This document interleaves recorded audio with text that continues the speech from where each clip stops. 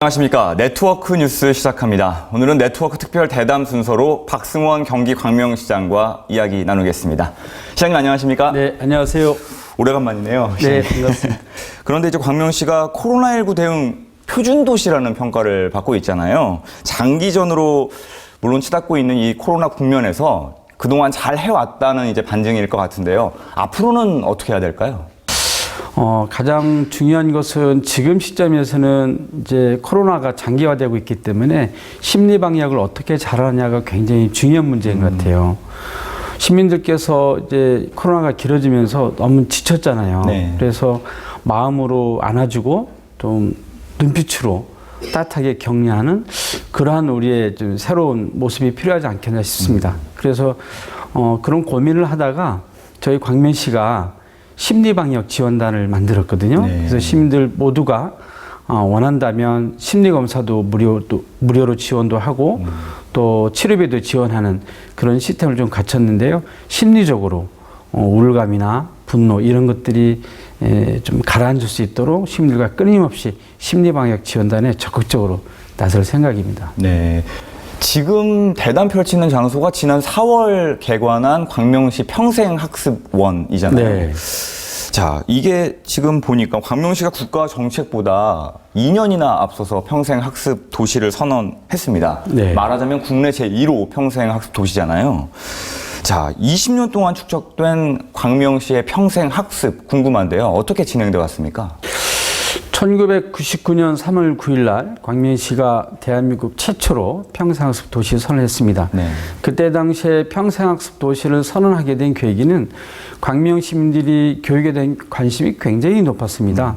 그 당시에는 그 비평준화 지역이었기 때문에 네.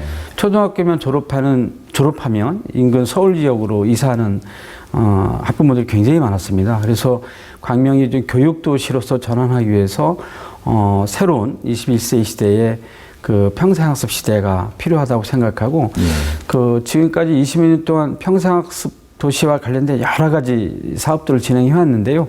하다 보니까 부족한 부분도 있더라고요. 그것이 이제 우리 장애인들에 대한 교육이 많이 부족해서 네. 올 4월에 장애인 평생학습 도시를 다시 선언했는데요. 누구든지 시민들이 어디서나 평생 교육할 수 있는 그런 시스템을 만들기 위해서 광명시가 꾸준히 노력하고 있고요. 더 많은 평생 교육 사업을 펼치기 위해서 내년에는 평생 교육의 해로 지정을 하고 더 많은 평생 교육 사업을 진행하려고 준비하고 있습니다. 네. 광명시의 청년 공감 정책이 최근 2020 전국 기초자치단체장 매니페스토 우수 사례에서 우수상을 수상했습니다. 네.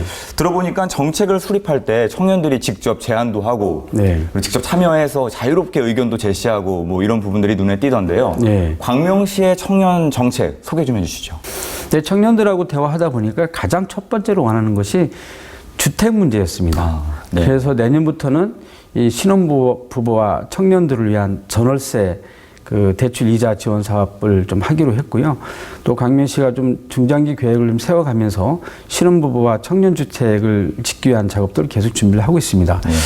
두 번째로 관심이 많은 게 청년들의 공간을 굉장히 요구합니다. 그래서 실제로 청년들이 모여서 서로 놀면서도 그 가운데 일자리도 창출할 수 있는 그런 공간들이 필요하다고 해서 저희 광명시가 청년센터도 만들고 또 청년들이 함께 모여서 많은 활동을 할 수 있는 메이커 스페이스도 만들고 다양한 형태로 청년 정책 사업들을 준비하고 있는데요.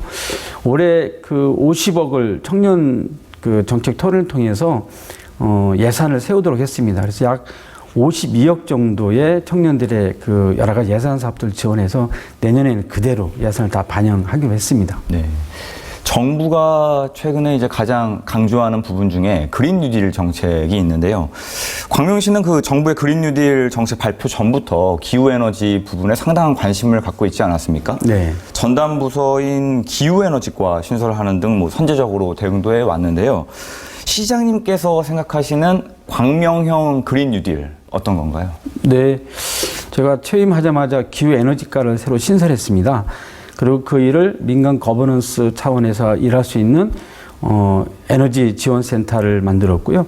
그것과 동시에 에너지 협동조합을 만드는 데를 좀 함께 시민들과 해서 그런 사업들을 진행을 하고 있습니다. 그래서 이번에 그 저희 도서관 옥상에 햇빛 발전소를 하나 설치를 했는데 햇빛 발전소. 예, 지속적으로 태양광. 예. 네. 그 공공시설 옥상에 태양광 설치하는 작업들을 계속 하고 있고요. 그 외에 시민들이 그 넷제로 시대를 이제 만들기 위해서 넷제로 카페를 지정해서 그 공간에서도 시민들이 교육하고 그리고 동아리 활동할 수 있도록 그런 지원 사업들을 좀 하고 있습니다. 지속 가능한 그린빌드 사업을 하려면 제일 중요한 것이 교육인 것 같아요. 그래서 청소년부터 성인까지 다양한 계층의 에너지 관련된 교육 사업들을 진행하고 있고요. 국가의 정책에 좀 발맞춰서 노후 주택에 대한 그린 리모델링 사업을 비롯한 여러 가지 사업들을 좀 준비하고 있는데 무엇보다 이것과 관련해서 청소년들이 굉장히 관심이 많습니다. 예.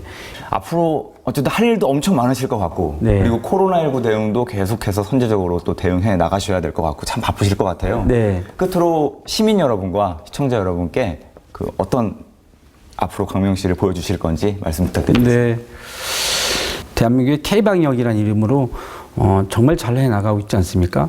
근데 더 중요한 것은 앞으로의 이 경제적인 문제를 함께 해결해 나갈 수 있도록 경제 방역도 중요하고 또 심리 방역도 중요한데요. 이제 앞으로 더 중요한 것은 사회적 방역인 것 같습니다. 그래서 코로나19 이후에 우리가 멀어졌던 우리의 관계를 다시 좁히고 사회적 공동체를 형성해 나갈 수 있는 그런 일들을 과감하게 해야 될 것 같아요. 그래서 코로나19가 좀 이렇게 잦아들면 우리 광명시는 시민들과 함께 이런 사회적 공동체를 좀 더 활성화하기 위한 정책들을 많이 마련하려고 합니다. 시민 여러분 많이 지치시겠지만 힘내시고요. 우리 광명 시민 여러분 모두의 건강과 또 행복을 기원합니다. 네, 지금까지 박승원 경기 광명시장과 이야기 나눴습니다. 시장님 말씀 잘 들었습니다. 네, 감사합니다.